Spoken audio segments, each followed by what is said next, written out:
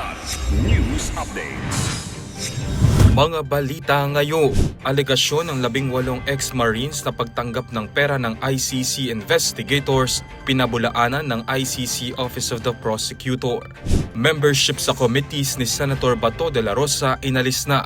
Ethics panel didinggi ng reklamo sa Marso 4. 4.08 milyong pisong halaga ng shabu at baril na saba, 3 sospek tiklo sa Pasig.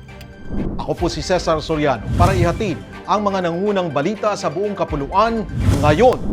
Mariing pinabulaanan ng International Criminal Court Office of the Prosecutor o OTP ang paratang ng ilang umano'y dating Marines na may irregularidad sa investigasyon nito sa Pilipinas. Ayon sa Public Information Unit ng OTP, ang lahat ng kanilang aktibidad ay pinopondohan mula sa budget ng ICC na inaprubahan ng Assembly of States Parties at sumailalim sa malinaw at independent oversight mechanisms. Ang pahayag ay nilabas matapos akusahan ng 18 personalidad kasama ang kanilang abogado na si Levito Baligod, sina dating Ako Bicol Representative Zaldi Co at dating Senador Antonio Trillanes IV na umano'y nagpondo sa hotel accommodations ng mga ICC investigators. Mariing itinanggi ni Trillanes ang alegasyon at sinabing magsasampa siya ng kaso laban sa mga nagpakalat ng parata. Iginit ng OTP na mahigpit at transparent ang pamamahala sa kanilang pondo at sila mismo ang nagsasagawa ng pangangalap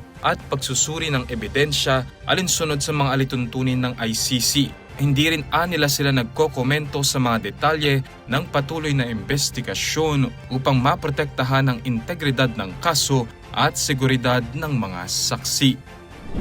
Halos naalisan na ng mga pwesto sa komite si Senator Ronald Bato de la Rosa matapos ang sunod-sunod niyang pagliban sa Senado simula Nobyembre 2025. Kinumpirma ni Senate President Vicente Soto III na almost all ng kanyang committee memberships ay napalitan na, alinsunod sa umiiral na tuntunin ng kapulungan. Sa ilalim ng Section 23 Rule 11 ng Senate Rules, ang 5 magkakasunod na hindi maipaliwanag na pagliban sa committee meetings ay maaaring magresulta sa pagkawala ng regular na membership. Pinalitan siya ni Joel Villanueva sa Senate Committee on Justice and Human Rights at Robin Padilla sa Blue Ribbon Committee naman.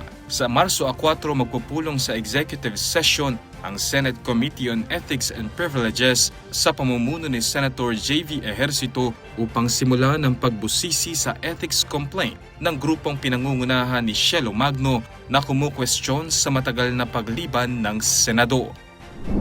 Arestado ang 3 lalaki kabilang ang 2 itinuturing na high-value individuals o HVI matapos masamsamang tinatayang 4,080,000 pesos na halaga ng shabu at isang 9mm na baril sa magkahiwalay na buy-bust operation nitong gabi ng Pebrero 24 sa Barangay Kapasigan at Santo Tomas sa lungsod ng Pasig.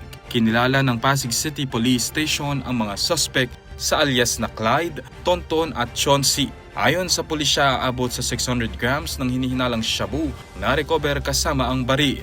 Nahaharap ang mga suspect sa kasong paglabag sa Republic Act 9165 at Republic Act 10591. Sinabi ni Colonel Hendrix Mangaldan na magpapatuloy ang operasyon laban sa illegal drugs sa lungsod.